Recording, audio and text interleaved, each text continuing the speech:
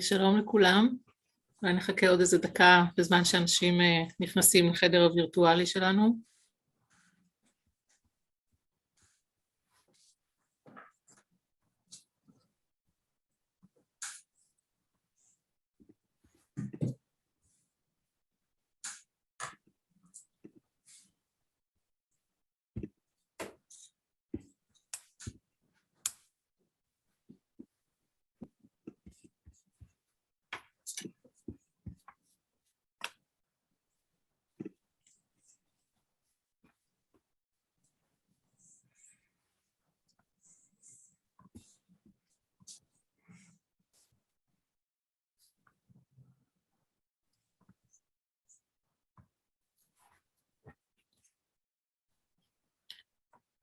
אוקיי, אולי נתחיל ואנשים בטח יצטרפו אלינו במהלך השיחה. אז שלום לכולם וברוכים הבאים לסדרה של נף, שיחות עם חברות שהן גם סופרות. זה נהדר לראות פרצופים מוכרים ולפגוש וירטואלית גם כל כך הרבה אנשים חדשים לי לפחות. אני אילנה סובל, אני מלמדת ספרות עברית, לימודי נשים ומגדר ולימודי מוגבלויות באוניברסיטת ברנדייס בבוסטון, ויחד עם דנה אולמרט מאוניברסיטת תל אביב, שעוסקת בספרות עברית, פמיניזם, פסיכואנליזיה ותיאוריה קווירית, אנחנו מרכזות את ועדת הספרות בכנס השנתי של נף, וחשבנו שזה יהיה נחמד לקיים סדרה של פגישות וירטואליות בין הכנסים. בסדרה שלנו מתארחות חוקרות וחוקרים שפרסמו ספרים אקדמיים בתחום של ספרות עברית מודרנית ב4 או 5 השנים האחרונות, והרעיון הוא שהסדרה תאפשר לכולנו להכיר יותר טוב את המחקרים אחת של השנייה, למצוא תחומי עניין משותפים ולעודד אופקים חדשים ובתקווה אולי גם בלתי צפויים בתחום. רק בקצרה אני אתן לכם מושג על המפגש היום. אסף שלג יציג את הספר החדש שלו בקצרה, אחרי זה הוא ומיכל בן חורין ינהלו שיחה פומבית ביניהם על הספר, ובסוף יהיה זמן לשאלות מהקהל. אם יש לכם שאלות תצביעו אלקטרונית ומיכל או אסף יקראו לכם ותוכלו להציג את השאלות שלכם. למרות שאני מניחה שרובנו לפחות מכירים את הדוברים שלנו היום, אני בכל זאת אציג אותם בקצרה. פרופסור מיכל בן חורין היא ראש המחלקה לספרות משווה באוניברסיטת בר אילן. המחקרים שלה מוקדשים לבחינת הזיקות בין ספרות גרמנית מודרנית וספרות יהודית ועברית חדשה. ובספר שלה Musical Biographies, The Music of Memory in Post-1945 German Literature, שראה אור בהוצאת דה גרויטר, כמו גם בספר לקרוא את הקולות, פואטיקה מוזיקלית בין גרמנית לעברית שעתיד לראות אור בהוצאת מוסד ביאליק, היא עוסקת בין השאר ביחסים בין מוזיקה לספרות בהקשרים של זיכרון וביקורת תרבות. אנחנו מצפים לך לספר. אסף שלג הוא מרצה בכיר בחוג למוסיקולוגיה באוניברסיטה העברית בירושלים. הספר הראשון שלו, Jewish Contiguities and the Soundtrack of Israeli History, ראה אור בהוצאת אוניברסיטת אוקספורד בדצמבר 2014. הספר זכה בפרס אנגל לשנת 2015 ופרס שניצר של AJS בשנת 2016, והוא גם תורגם לגרמנית. הספר השני שלו ראה אור בדצמבר 2020, גם כן בהוצאת אוניברסיטת אוקספורד, ועל הספר הזה נדבר היום. Theological Stains, Art, Music and the Zionist Project, ובעברית כתמים תיאולוגיים, מוזיקה אומנותית והפרויקט הציוני. אסף גם כותב למוסף התרבות של הארץ, ומשנת 2021 הוא האוצר של התזמורת הפילהרמונית הישראלית. אסף, במה שלך. תודה רבה, תודה לכולם שבאתם. אז אני אדבר בקצרה על הדבר הזה, ואגיד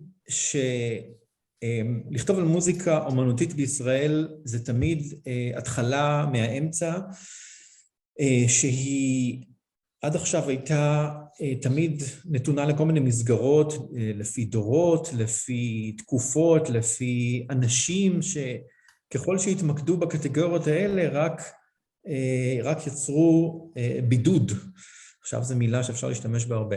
יצרו בידוד לאנשים האלה וקצת ניתקו אותם ברשתות של תרבות ומחקר, וכמובן שמוזיקה בישראל מתפתחת או מתהווה בכלל כאקולוגיה, רק כשמגיעים פחות או יותר מלחינים לכאן גרמנים, מלחינים קהלים, מוזיקאים, אפילו מוזיקולוגים בשנות ה-30 על רקע עליית הנאצים לשלטון, ועל זה כבר כתבתי, ולכן אירופה היא חלק בלתי נפרד מהתמונה, וכל מה שקורה עם המאה ה-20 במוזיקה בכלל, והספר הזה מתחיל ממש משנות ה-50, והוא לא מתעסק פחות מתעסק בשורשים, אלא מתעסק בשנות ה-50, ומסתכל על כמה פרדיגמות שמרכיבות את העבריות, וגם לראות מה מכרסם בהתניות הכי עמוקות של התרבות העברית, החל משנות ה-50 ועד ראשית שנות ה-2000.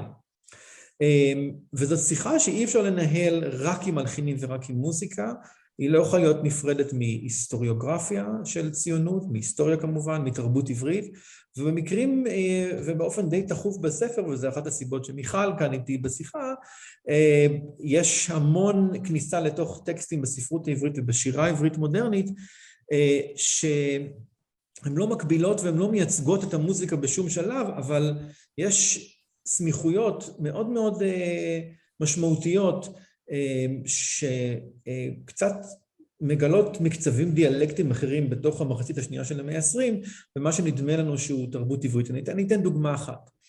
בדרך כלל, נהוג לחשוב על מוזיקה בתור משהו שמייצג איזשהו פרויקט לאומי, ואז עולות כל המילים האלה שכבר ב-90s הייתה עליהם ביקורת מאוד חריפה, על המצאות תרבות ועל דמיון של תרבות ועל ייצוגים שלהם.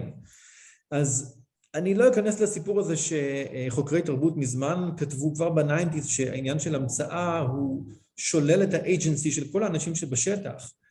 אלא אני רק אגיד שמתקרבים לארכיון, והספר הזה בנוי על המון עבודה ארכיונית, שמתקרבים לארכיון ורואים עוד דמות ועוד דמות ועוד יצירה ועוד יצירה, מתחילים לראות שהסיפור הגדול הזה של מה מייצג מה, הוא פשוט לא תופס במציאות. ואני אתן דוגמה הכי מהירה. כבר בתחילת שנות ה-50, אנחנו רואים מספיק יצירות, שאו שהן מנסות לשמר את המודרניזם האירופאי, שממנו הם קיבלו טפטופים, או שהיו חלק ממנו עד שהיגרו, ואין שום דבר שקשור ללאומיות, או שקשור למייצגים שלו, לא ריקודי הורה, ולא שירי חתונה תימניים, שעכשיו עוטים לבוש סימפוני. ויותר מזה, אנחנו רואים יצירות שהן ממש באיחור קל ממה שקורה במודרניזם באירופה, אבל אנחנו מהר מאוד רואים את שומרי הסף, מקטלגים את זה כמשהו חריג, כמשהו שהוא לא חלק מהמיינסטרים ההיסטורי, ולכן צריך לסמן אותו בתור דבר שהוא אחר בתוך הסיפור, כי הוא מאיים בין אם הוא הולך ונוגע בליטורגיקה יהודית, או נוגע בטמפורליות שהציונות לא קיבלה, או לא הרשתה לה להיות חלק מהשיח, או שהוא פשוט מאמץ נרטיבים שפשוט לא מסוגלים לשאת עליהם עול של ייצוגים והסמלה וזהות. אבל כשמתקרבים, שעובדים עם הארכיון, רואים יותר מדי דוגמאות שגורמים לך, גורמים לי לפחות בשלב הזה, לפקפק בזה שרוב היצירות אכן היו תחת האצטלה של לאומיות. ואז אם אני רואה קונצ'רטו לפסנתר של יוסף טל מ-1953, שבנוי על מנגינה שהוא טוען שהיא מנגינה פרסית, והוא לא סתם אמר פרסית, כי הוא הבין שלקחת משהו מהמזרח to elevate it למשהו שהוא יהיה עכשיו מודרני, לקחת את הפרה-מודרני ולהפוך אותו למודרני, שזו פרדיגמה מאוד עמוקה בתרבות העברית, הוא הבין שהוא חייב להגיד שזו מנגינה פרסית, אלא שלומדים את הארכיון, רואים שזה לא רק שהייתה מוזיקה שכתובה בסגנון שהיה קרוב יותר לשנברג, מה שנקרא מוזיקה פוסט-טונלית, אלא שהמוזיקה הזאת הייתה בכלל קריאת איכה בנוסח ליטא. אבל לא היה לו שום סיכוי להגיד את זה ברטוריקה של דחיקת הגלות, ולכן הוא היה צריך למצוא אליבי אקזוטי, והוא מצא את זה עם הפרסים. אבל בסופו של דבר העדויות האלה נשארות, והן אומרות, אוקיי, אז אנחנו צריכים לטרוף את הקלפים מחדש. והסיפור הזה מתחיל בשנות ה-50 ונגמר ב-2006 פחות או יותר, ביצירה שאנחנו גם נשמע היום, והריבוי הזה מחייב רשתות לגמרי אחרות, שלאט לאט מגלות שההתניה העמוקה ביותר של התרבות העברית, שזו הטריטוריה, מפסיקה בשלב מסוים לפעול.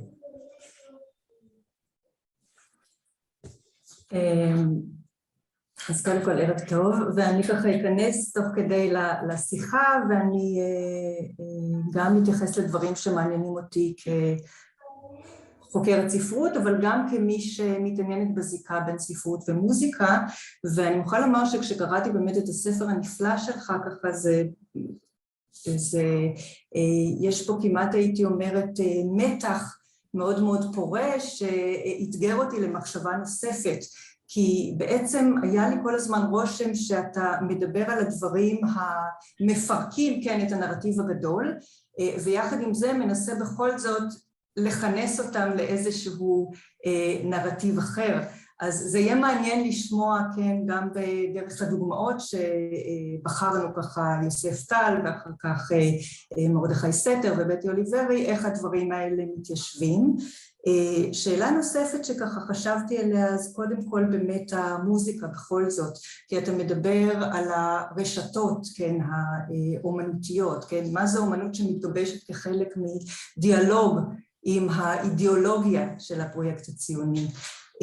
מה הייחוד של המוזיקה לעומת הספרות, אם בכלל אפשר לדבר על דבר כזה, והאומנות, כן, מצד נוסף, אתה מזכיר את חינסקי, אתה מזכיר את דן מירון, זאת אומרת כל אחד יש לו בעצם, זה כמעט אפשר לומר 3 צלעות כאלה, ובכל זאת המוזיקה אנחנו יודעים יש בה, והתחלת להזכיר את זה גם כאן, יש בה משהו שלפחות אנחנו מאמינים על פניו אחר, וזה הדבר שהוא נטול מושגים, כן?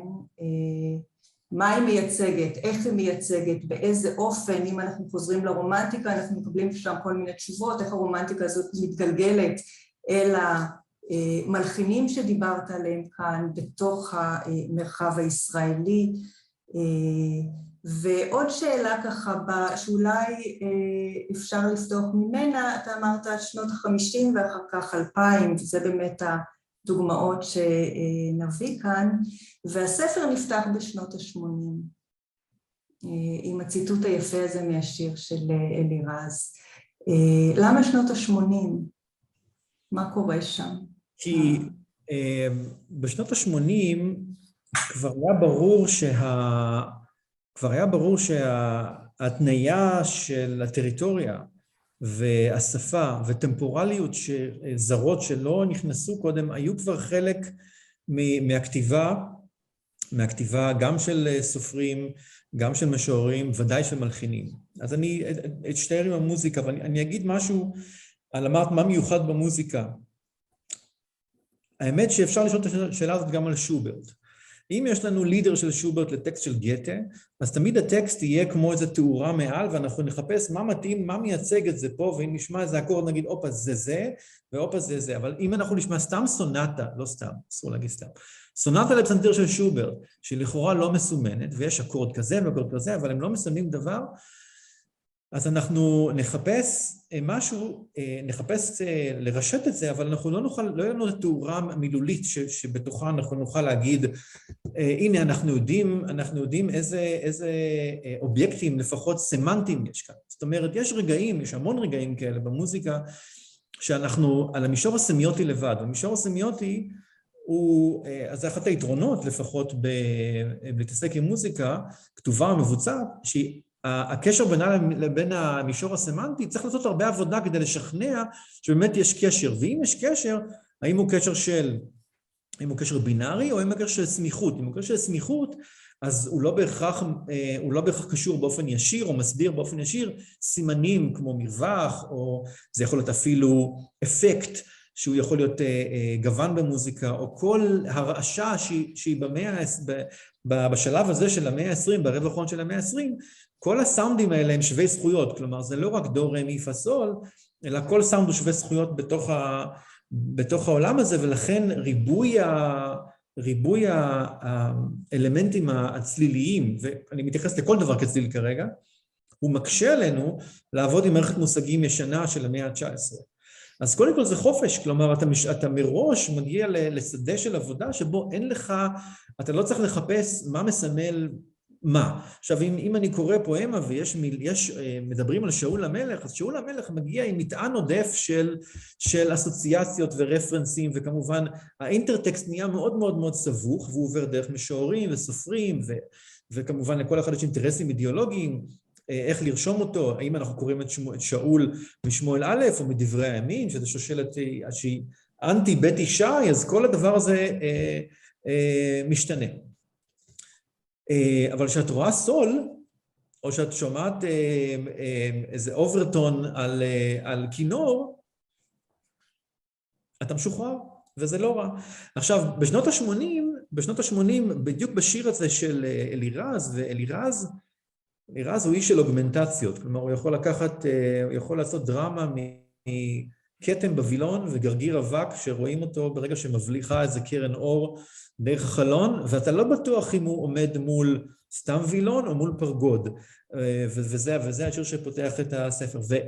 ודווקא ברגע הזה אתה רואים כמה דברים, רואים שהשפה העברית, וזה ראינו כבר קודם מצד אחד שהיא יכולה להיות הכי פרוזאית, אבל יכולים להיות בה המון רפרנסים, מטאפוריים לאיזושהי טרנספורמציה תיאולוגית, אבל היא אף פעם לא מתממשת מצד אחד, ומצד שני היא בטח לא בסיפור הזה של להלאים תמות תיאולוגיות מתוך איזושהי תיאולוגיה ציונית, ואז הסיפור אחר לגמרי. עכשיו כבר בשנים האלה ידעתי שאנשים הלחינו טקסטים של מסורות מוזיקליות שלא היו צריכות לסמל את שיבת הגלות או את קיבוץ הגלויות, הם באו כמושא אתנוגרפי, ושהאתנוגרפי מאפיל על הלאומי, אנחנו יודעים שאנחנו בפאזה חדשה. שמלחינים לוקחים טקסטים מהזוהר, שלא להם שום פוטנציאל ניחוסי לאומי, אנחנו יודעים שאנחנו בטמפורלית חדשה, או את המשנה לצורך העניין, או רבי נחמן, או פשוט ללכת עדיין לסמיוטיקה הכי אנונימית של המוזיקה, ולהגיד, אני עכשיו רוצה להיות את הדבר שהציונות הכי רצתה להגשים, וזה להיות מערבי, אבל להיות מערבי בלי מסמלים. כלומר, לברוח מכל הפרדס הזה של סימונים הדדיים והמיידיות הסמנטית שלהם. ואז כן, ואז כל קול שמגיע, כמו שהוא מגיע מיצירות, הוא אומר מארכיונים, הוא מגיע גם מאנשים כמו דן מירון וסרחינסקי או ידידיה הנדל וכו'.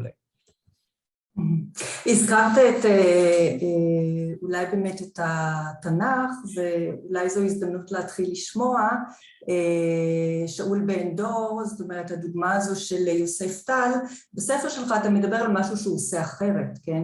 למשל אל מול בן ציון אורגד, כן? שבעוד שבן ציון אורגד בעצם מתכנס לתוך האלגוריות הלאומיות הללו, הרי שיוסף טל מציע לנו משהו אחר. בעצם גם הדוגמאות הבאות שאם נספיק לשמוע, כן, של סתר ושל אוליברי, מראות את המשהו האחר הזה.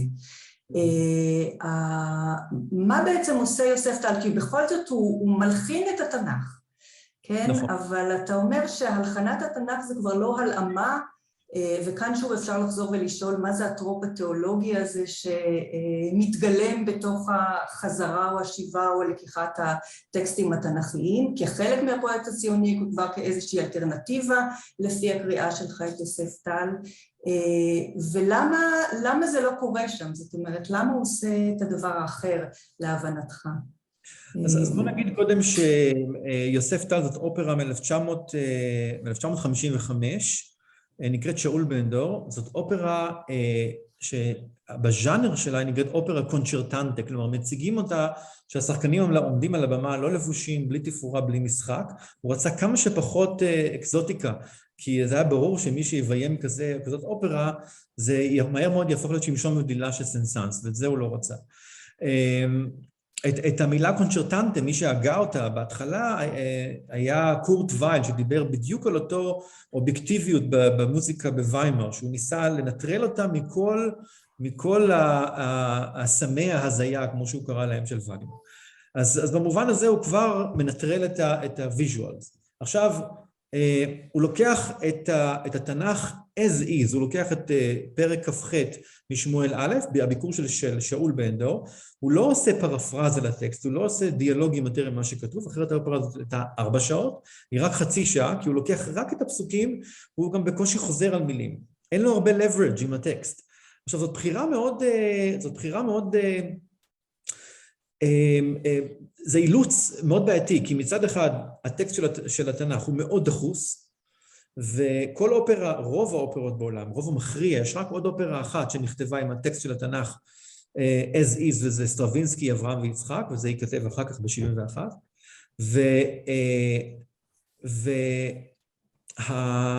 ובאופרה הזאת הוא בעצם הולך עם הסיפור הזה שהפלישתים חונים בשונם, שאול חרד, הוא כבר לא מלך דה יורי, הוא רק מלך דה פקטו, כי דוד הומלך כמה פרקים לפני כן, והוא פונה בצר לו לאותם אנשים שהוא השמיד, ולכן הכתוב אומר לנו, ושאול הכריד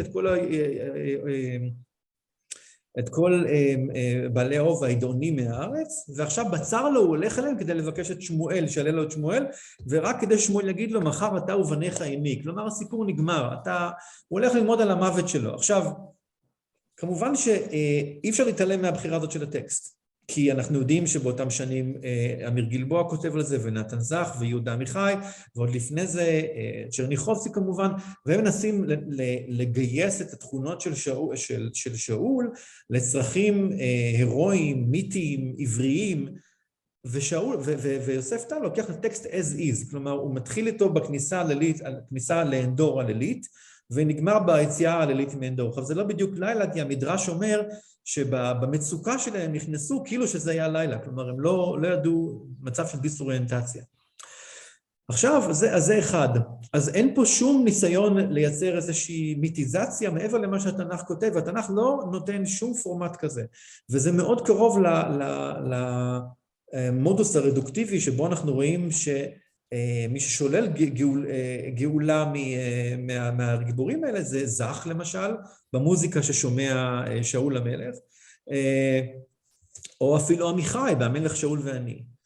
אבל יש עוד גורם והוא מאוד חשוב. השפה המוזיקלית של יוסף טל היא שפה, היא תחביר שהוא מה שנקרא פוסט-טונלי, אתם בטח מכירים אותו כאטונלי, אני לא סובל את המושג אטונלי, אבל כי לפי חוקרי סאונד, אם הייתה מוזיקה אטונלית, לא היו בטונים, כן? אז זה קצת מושג בעייתי. אבל פוסט-טונלי, הכוונה היא שאנחנו בשפה מודרנית, שהדבר הראשון שמתנערת ממנו, זה אותם השמלות שאנחנו מכירים מהמאה ה-19, איך מנטרלים אותם? כל הסולמות שהפעילו את המוזיקה של המאה ה-19 אינם. ואז זה נשמע משהו כזה. אני אשמיע לכם את זה רגע.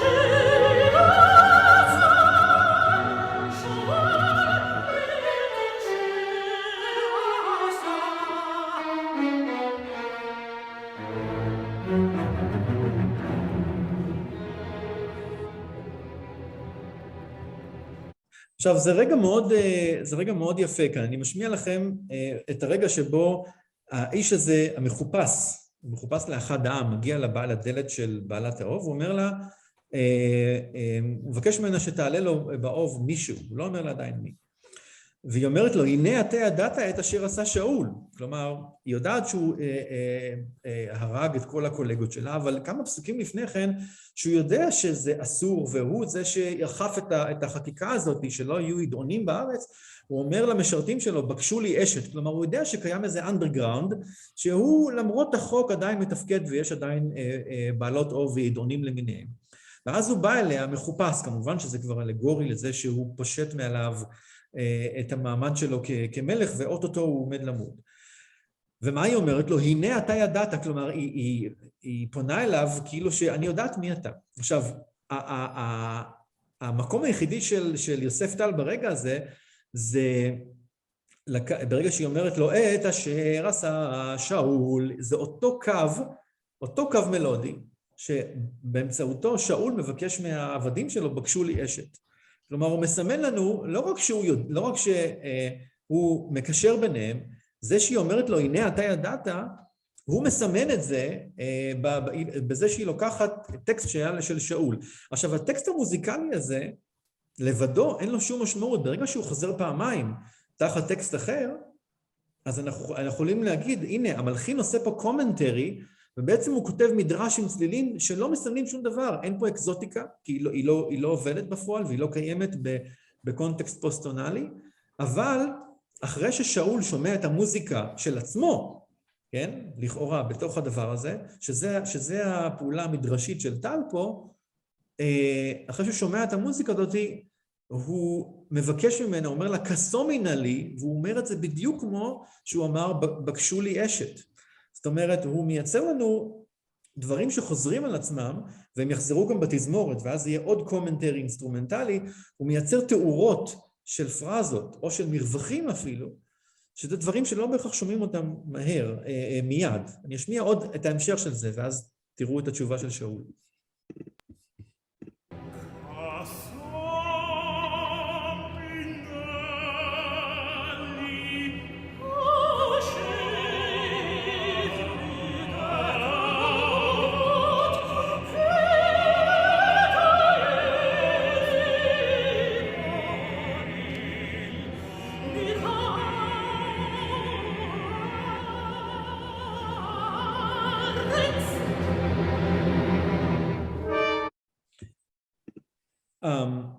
עכשיו, הדבר כדי שהוא יכול לעשות, אם הוא כבר קיבל על עצמו את ההגבלה של לקחת את שני הטקסטים, את הטקסטים התנ"כיים, ולא לסטות מהם, ולא לקפוץ לדלג מלהם, ולא להוסיף דיאלוגים משלו, הדבר הכדי יכול לשים כמה טקסטים בו זמנית, ואנחנו נמצאים בדיאלוג הזה שבו היא חרדה לגורלה, כשם שהיא אולי מקוננת על הקולגות שלה שהושמדו, והוא עדיין מבקש מה שהוא מבקש, הוא לא כל כך מתייחס למה שהיא רוצה, אחר כך תתגלה כאישה רחומה וכולי, אבל כרגע הדבר הכי שהוא יכול לעשות זה להצליב טקסטים בו זמנית, ולשתול לנו סיגנלים, אני קורא לזה בספר סיגנלים, לשתול סיגנלים שאנחנו אולי נבין, אבל כמובן שהדבר הכי מסמן פה זה הטקסט עצמו. אבל כששאול יוצא בסוף האופרה, וזה רגע מאוד מאוד די מדהים, שהוא יוצא בסוף האופרה, אנחנו פתאום שומעים אקורדים שבכלים האנליטיים של המאה ה-19 אפשר לקרוא להם בשם. ואז נוצר מצב אפיסטימולוגי מאוד מאוד מוזר, שדווקא לחשיכה שאליה הוא דוהר, הדבר הכי אחר שיכול להיות, זה אותם אקורדים נורמטיביים מהמאה ה-19, שפתאום מופיעים בחשיכה הזאת שאליה הוא דוהר, ושם וכמובן הוא ימצא את מותו תוך פרק וחצי, וזה יהיה סף הסיפור. תשווי את זה עכשיו לאלתרמן, שהנה תם יום קרב וערבו, שאומר שעצם זה שהמלך מת על חרב ששעונה על אדמתו, שבע יקום. כלומר, אין את זה פה. אין את זה פה. מה שיש כאן זה עוד יותר חושך אפיסטימולוגי הרמוני, שבו האחרות היא אותם אקורדים שפעם סימנו את שמשון במקדש של בית דגון, אבל זה לא כלים שהוא בכלל עובד איתם. לכן האקזוטיקה הזאת לא קיימת כאן. לא שהאקזוטיקה היא לא חשובה, היא חשובה, אבל כאן את רואה שמצד אחד הוא לגמרי מקשיב לשיח המודרניסטי האירופאי שנות ה-10-20, ומצד שני הוא עמוק עמוק בשיח הזה שעושה קולוניאליזציה לרגיסטר התנ"כי הזה, שהוא מנשים את כל התרבות העברית, כי זה השריד היחידי של ריבונות בעצם. ריבונות.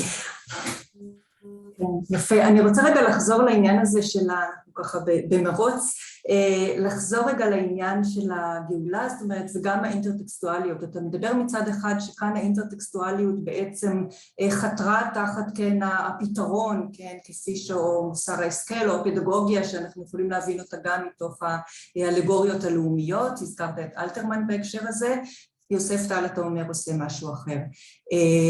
לא מוכן, כן, לגאול אם אפשר, או להעניק איזשהו פשע, כן, למוות הזה של שאול בן דור. אגב, זה נורא מעניין גם הבחירה שלו בסיפור הספציפי הזה, אבל על זה אפשר לדבר בהקשרים אחרים.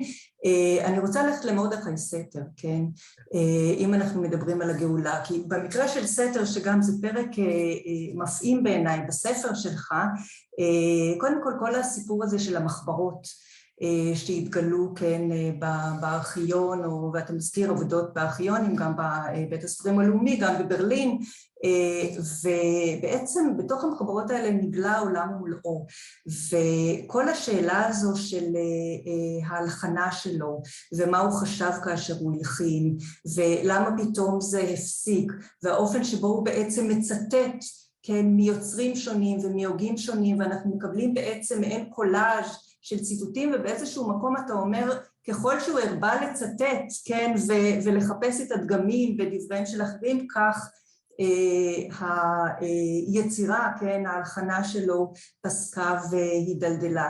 עכשיו, אני קראתי את הדברים שלך, ולאט לאט אני מרגישה כאילו שאני מתחילה להאזין לאיזשהו טון מלנכולי, כן, זאת אומרת, כאילו אז זה הופך כמעט תיאור פואטי של סתר, שמקונן על, זאת אומרת, אז דיברנו על ירושלים, אותה יצירה שהוא כותב ב-1966, ואז מגיעה מלחמת ששת הימים, ואחר כך, מאוחר יותר, הוא גם מפסיק לכתוב.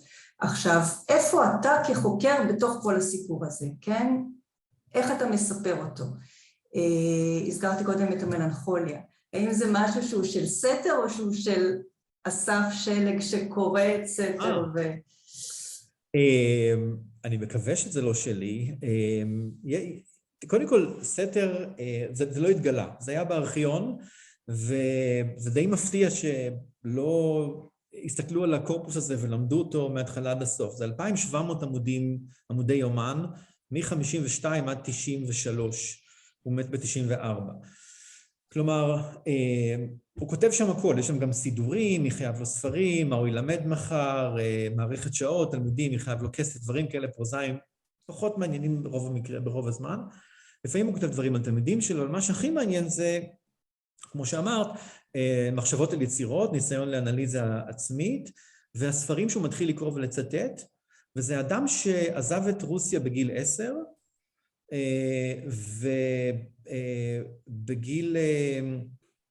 ובגיל 17 נוסע ללימודים בפריז, וחוזר לארץ, בחור צעיר, בן 23-4, הוא חוזר לארץ וכבר מתחיל לכתוב את היצירות הראשונות שלו,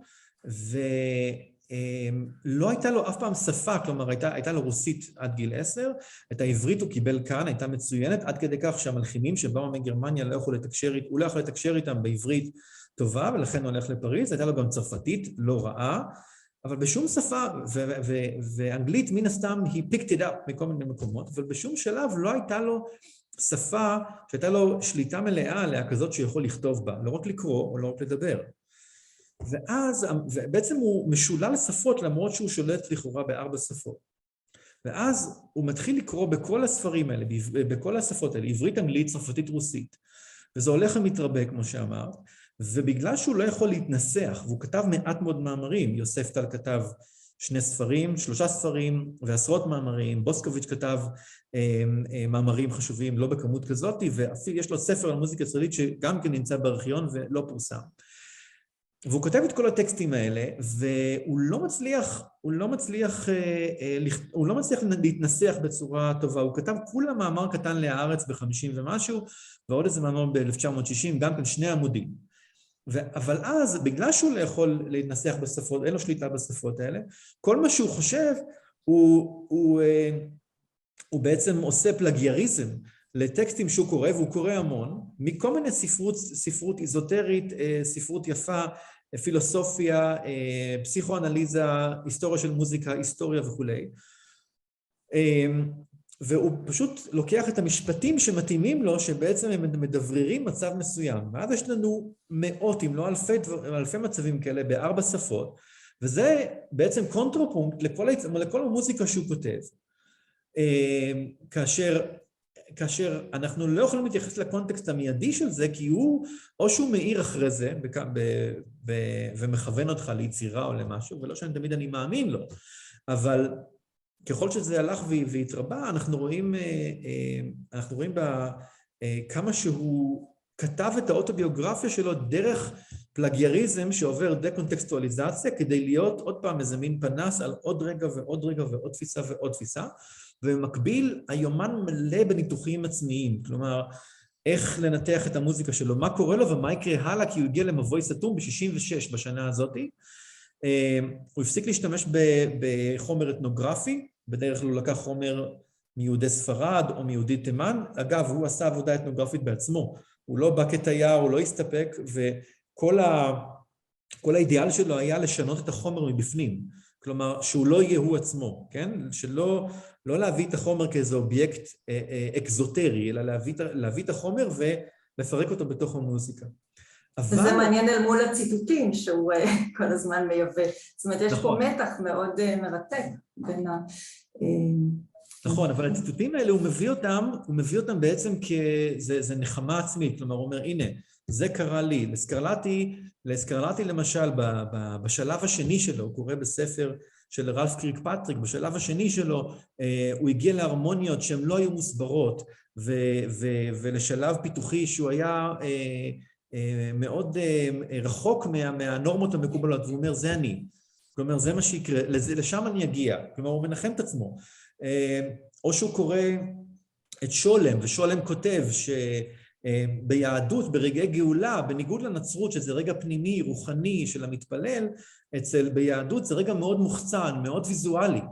ואז זה משכנע אותו שבסימפוניה ירושלים, שמגיעים לקטע הגאולי הגדול, הוא אומר, ושם, אחרי שכל היצירה הייתה מרווחים מאוד מאוד קטנים, פתאום את רואה אותו מאוד מאוד מוחצן, שמדברים על הר גבוה, אני אקרא את הטקסט רגע, שאני לא אשכח, שאני לא אעשה פרפרזה חלילה, אז הוא מגיע לטקסט על הר גבוה, עלי לך מבשרת ציון, הרימי בכוח קולך, מבשרת ירושלים, הרימי אל תראי, אמרי להרי יהודה, הנה אלוהיכם, והוא ממשיך עם כל החזון הזה של שיבת האל למשכנו בציון. ככה נגמרת הסימפוניה, אין שם רפרנסים למסורת מוזיקלית תימנית, כמו שהוא עשה נניח בתיקון חצות או ספרדית, והמרווחים נהיים ענקיים. איפה הוא מוצא את הצידוק של זה? בטקסטים על גאולה אצל שולם. אז לפעמים הציטוט הוא גם צידוק, במובן של זה הרגע הנכון לעשות את זה. אז זה תמיד עבודה של היומנים, כתבי היד, ששם הדברים מתגבשים ולא סופיים, והיצירות עצמן. אז אני אשמיע רגע את הרגע הזה. הנה. פרק שלישי.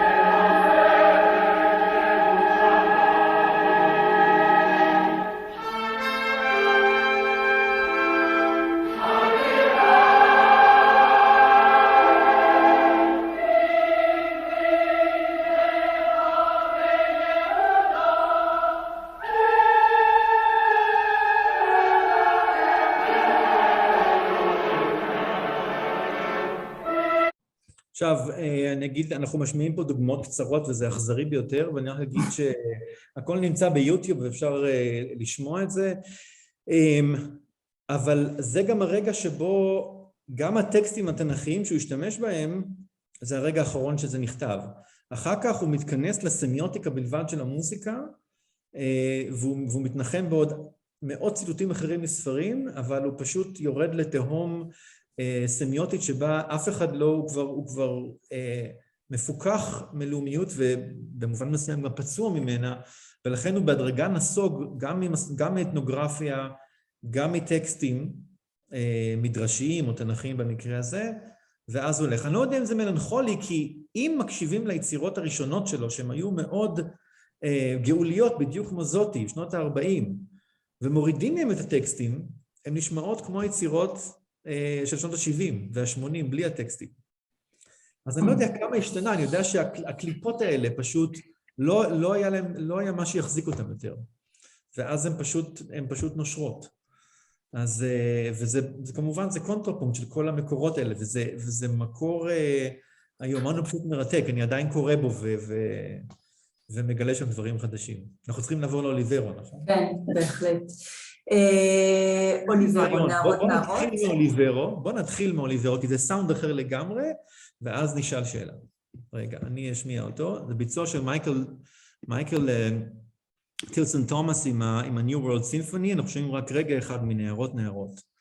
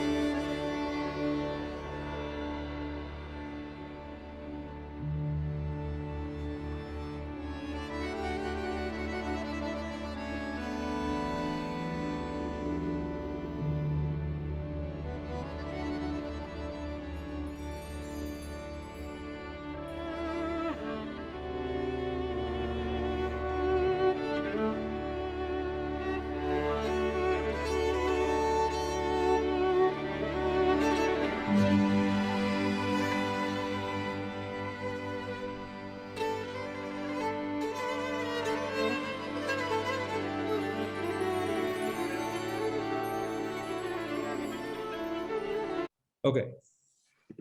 כן, מיכל, סליחה, הייתי צריך לתת... כן, זהו, פה דיברנו באמת על העניין של היפה, לפני שפתחנו את השיחה, היפה וגם בהקשר של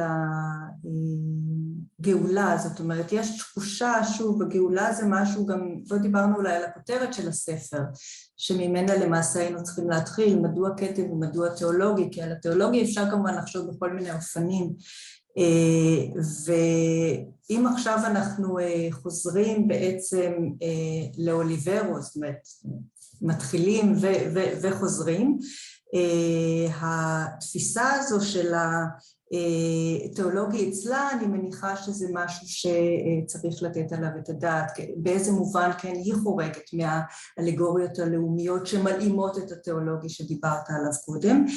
דבר נוסף שמעניין פה כמובן זה שוב ההקשר, יצירה שנכתבת נכון ב-2006 בהקשר של מלחמת לבנון השנייה, האירוע הפוליטי שבעצם מגולם וטבוע בצלילים של היצירה, בקינה, כן, בשירה של אנשים, שירת הנשים הקורדיות, וגם אוליברי עצמה, כן, כמלחינה, אולי אנחנו דיברנו הרבה על מלחינים כל הערב הזה, אבל, וגם בספר שלך, אני חושבת שאתה מגיע אליהן או אליה ממש בסוף, כפתיחה, אמרת לי שהספר הבא נותן להם מקום רב יותר.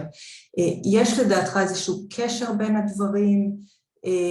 איך אתה קורא את היצירה של אוליברי מתוך הקינה הזו, כן, שחוצה נאמר גבולות, כן, היא לא מדברת, בהקשר של מלחמת לבנון היא מדברת בעצם על מלחמה אחרת ויוצרת איזשהו ציפוף או דיפוזיה בין נרטיבים של אסון וקטסטרופה, וכמובן האינטרטקסטואליות, היא מצטטת נכון ממונטוורדי ואחרים, אז זה גם שפות שונות וגם סגנונות צליליים שונים?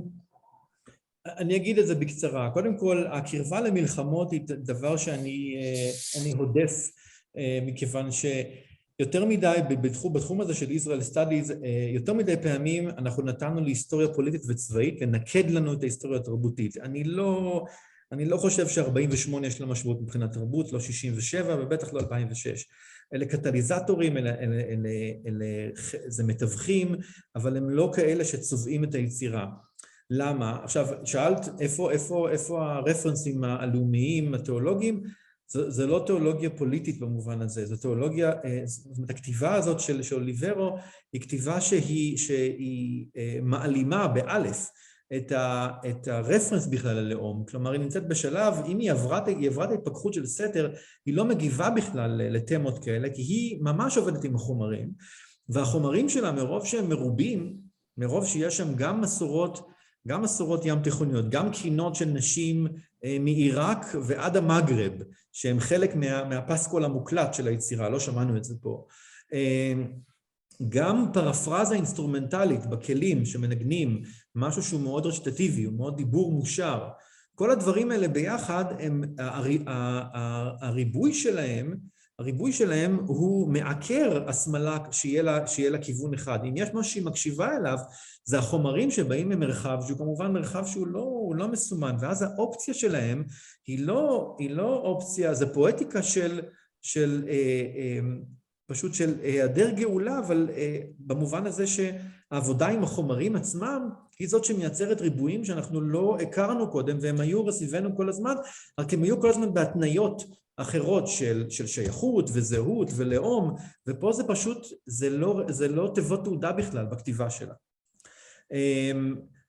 במובן הזה היא מאוד, לכן הבאתי את היצירה של סתר מ-66, ש-67 לא תרחף מעלינו בתור, בגלל זה קורה. זה תהליך של התפכחות הדרגתי, שאפשר לראות אותו כמו שאמרת כמלנכולי, במקרה של סתר זה טרגי, כי הוא הגיע למצב של שיתוק, הוא לא יכול לכתוב ב7 שנים האחרונות לחייו, בין 87 ל-94, אבל תוך כדי שהוא נסוג לסמיוטיקה הכי אנונימית שיש, הוא מלמד אנשים כמו בטי אוליברו, והם כבר נמצאים בעמדה אחרת, שהנה מיילדים מוזיקה כזאתי, שלא רק שטובת התעודה הלאומית לא מדברת, הם עושים אקספורט למוזיקה שעכשיו היא חלק מהדיסקורס של מוזיקה עכשווית בכל העולם. ואז המושג מוזיקה ישראלית כאדג'קטיב לא תופס. ומה באשר למוזיקת עולם. אבל אני מניחה שיש פה שאלות שרוצים או שרוצות להישאל, אז אנחנו, נכון? נפתח את ה... כן. שירה, אני חושבת שזו שירה. היי, שלום, תודה רבה לפרופסור שלג ופרופסור בן חורין, זה היה שיחה מאוד מאוד מדהימה והמון חומר למחשבה. אני מנסה פה לנסח שאלה קוהרנטית, אבל האם באמת אפשר לחשוב, למשל בהקשר לטל ולאופרה שלו, על מה שבאמת בעצם לצאת מחוץ לממדים של ארץ ישראל, של המקום הזה ארץ ישראל, ובעצם לחשוב על יחס יותר כולל של מלחינים יהודים והיחס שלהם לטקסטים יהודים. למשל אני חושבת על מלחינים אחרים יהודים מאותה תקופה, למשל כמו טנסמן וברנסטיין, שגם מתעסקים בטקסטים יהודים, והאם בעצם אפשר לחשוב בצורה יותר כוללת על המקום הזה של לא רק יהדות ומוזיקה והמתח הזה בעצם של יהדות ואירופה והמתח התרבותי הזה, אבל גם משהו יותר מופשט כמעט של היחס בין טקסטים כביכול יהודיים למוזיקה.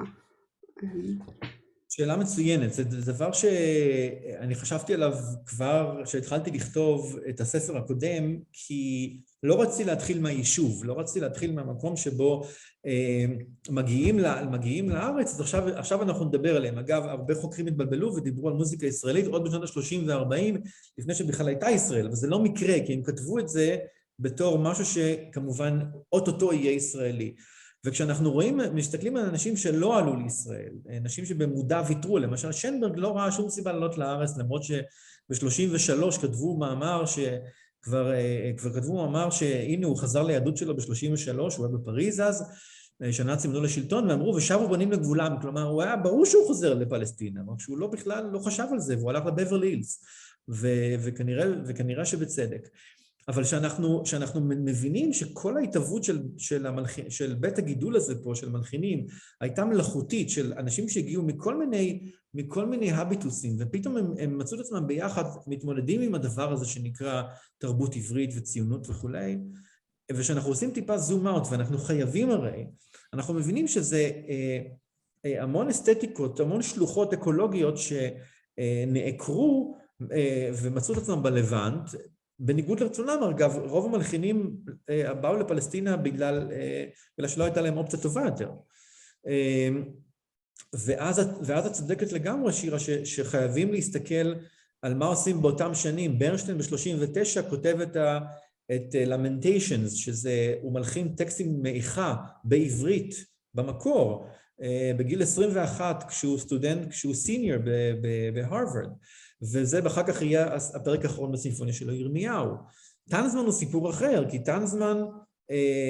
טנזמן לא ידע עברית ולא הכיר ליטורגיקה עברית, וכשהוא כתב יצירה שנקראת פנטזיה הבראיקה ב-1940, שנה אחרי, אז היו בהם את כל הקיץ' המזרח אירופאי, שזה היה חלק מהשיח, גם הפילושמי וגם האנטישמי, ומזה הוא משך, כמו שבלוך משך מזה. לכן אני מאוד מסכים איתך שהשדה או הנטוורקס חייבים להתרחב ולכלול גם את אירופה ולמעשה גם ארצות הברית. ואז המשקל של לאומיות טריטוריאלית הוא עוד יותר, אנחנו נאבד מהמשקל של לאומיות טריטוריאלית, ולטובה, כי אז אנחנו נראה את כל האופציות שהיו כבר קיימות בשנות ה-50, אבל איכשהו קיבלו תמיד מעמד של חריגה.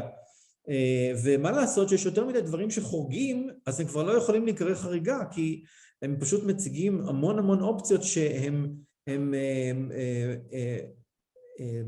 זה חזרה ושוני שהוא לא בינארי, כלומר יש המון מצבים שהם לא בינאריים בשוני שלהם, ואז צריכים לתת להם מעמד שווה כדי שלומדים את השדה הזה. אז אני מסכים מאוד שזה בעצם השלב הבא של להסתכל רחב יותר, ובספר הראשון שלי באמת התחלתי מאירופה, בדיוק בגלל הסיבה הזאת של להגיד, זה לא מתחיל יש מאין, כי ההתחלה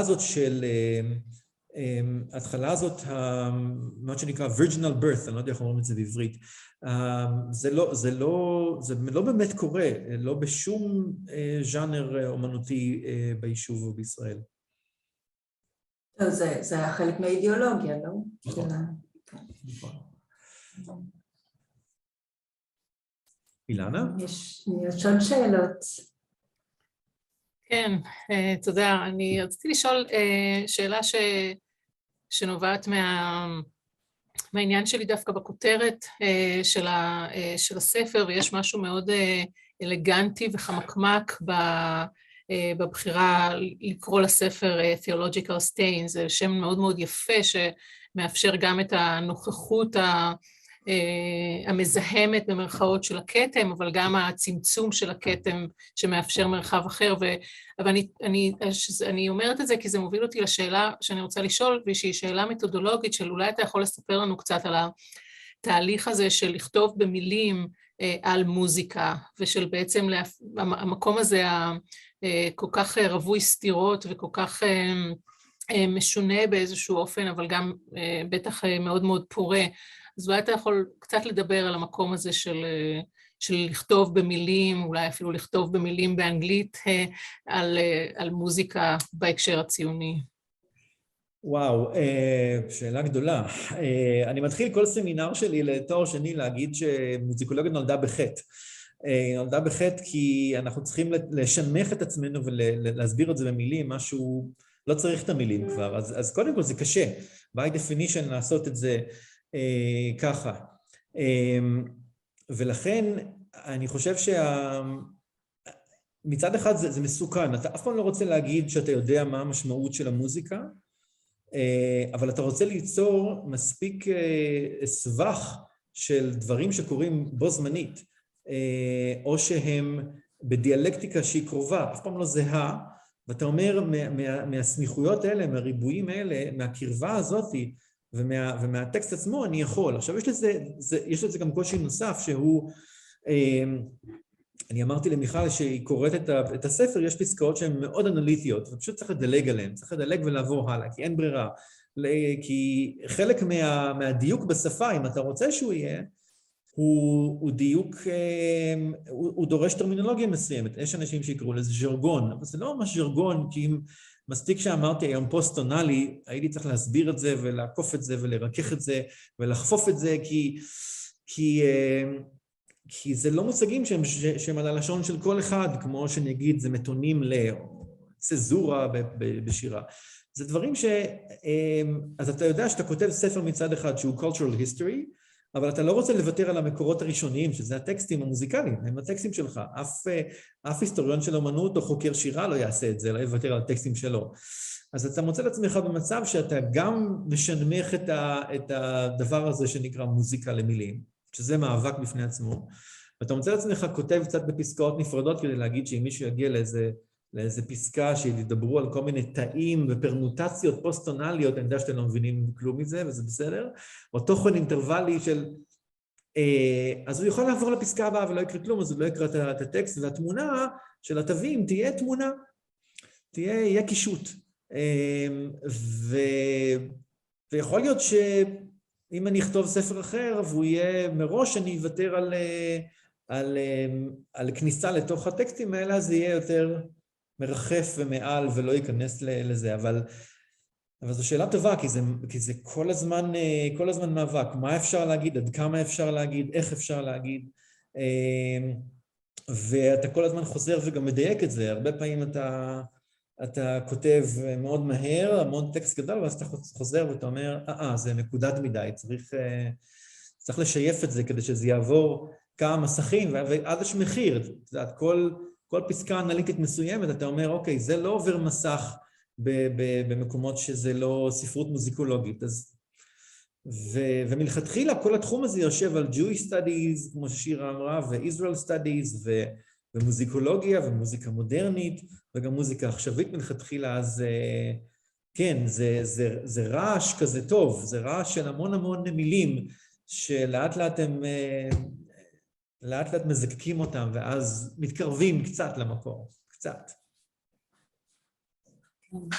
זה היה גם מעניין שהדוגמאות שבחרנו בסופו של דבר היו דוגמאות טקסטואליות, זאת אומרת, שלא ויתרו על הוורבלי, וזה מחזיר אותנו להתחלה, כן, מה יחודש, במה מותרת המוזיקה,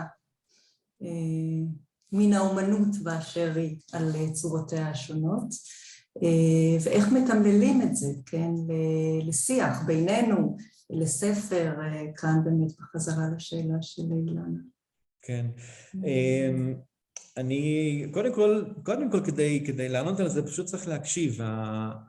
הדוגמאות שהשמענו היום, וכל הדוגמאות בספר נמצאות ביוטיוב, כל פעם צריך להקשיב ולהיפתח לזה, ולראות שאני לימדתי בארצות הברית, והייתי מלמד על אופרה בעברית, אנשים אומרים, מה, יש אופרה בישראל? כלומר, זה כאילו, זה לא אמור להיות או משהו כזה. אז קודם כל יש המון מוזיקה, וככל שמכירים יותר, אז גם נוצרים קשרים, רפרנסים ביניהם, כלומר, מלחינים ב-90s, מרפרים למישהו ב-50s, שהוא בכלל מקשיב למישהו מסוף המאה ה-19, ואז המסדרונות האלה, ככל שהם מתרבים, יש המון על מה לדבר, גם בלי להיכנס לפרטיטורה, ואז אתה מבין איזה מושגי שיח ואיזה מצבי צבירה בשיח יש, והם לא רחוקים, הם למעשה מאוד קרובים למה שאנחנו מכירים כבר משירה ומספרות, ובמידה מסוימת גם אמנות ויזואלית, אם כי בזה אני פחות נוגע